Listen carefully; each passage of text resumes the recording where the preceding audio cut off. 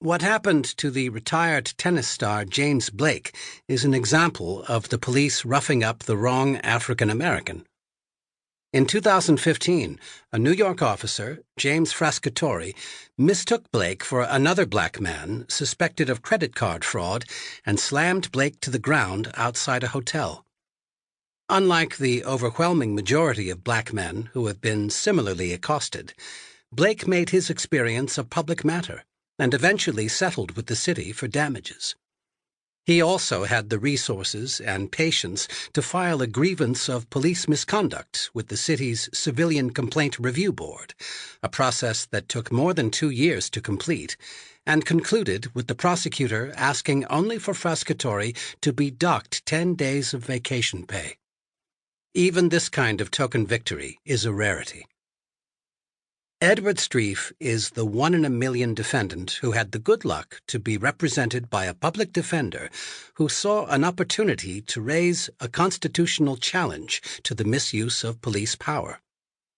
Typically, defendants like Streiff end up in jail unable to make bail, and sooner or later they plead guilty rather than do dead time while waiting for their case to be decided. Contrary to the widely held impression derived from police procedurals and courtroom dramas on television, a trial by jury is rare, and a debate about constitutional issues provoked by an illegal arrest is even more rare. Streiff was not a typical defendant. At the time of his arrest, as the brief by his lawyer, Joan Watt, of the nonprofit Salt Lake Legal Defenders Association, stated, the police had no idea whether Streiff was a short-term visitor or a permanent resident or the pizza delivery man. She moved to suppress evidence gathered during the stop on the ground that the police had exceeded their authority.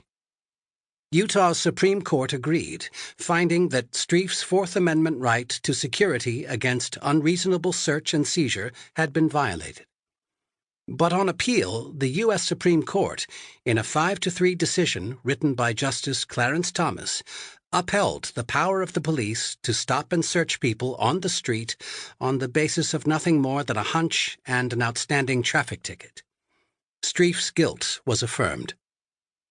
The decision of the Supreme Court was expected, given its long-standing tendency to make it difficult for civilians to prevail in complaints against the police.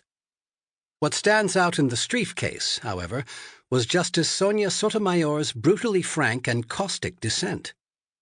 Although Streiff is white, Sotomayor used the occasion to express her views about police and race as well as class. Writing only for myself, she noted, the police treat too many people as though they are second-class citizens, and it is no secret that people of color are disproportionate victims of this kind of scrutiny.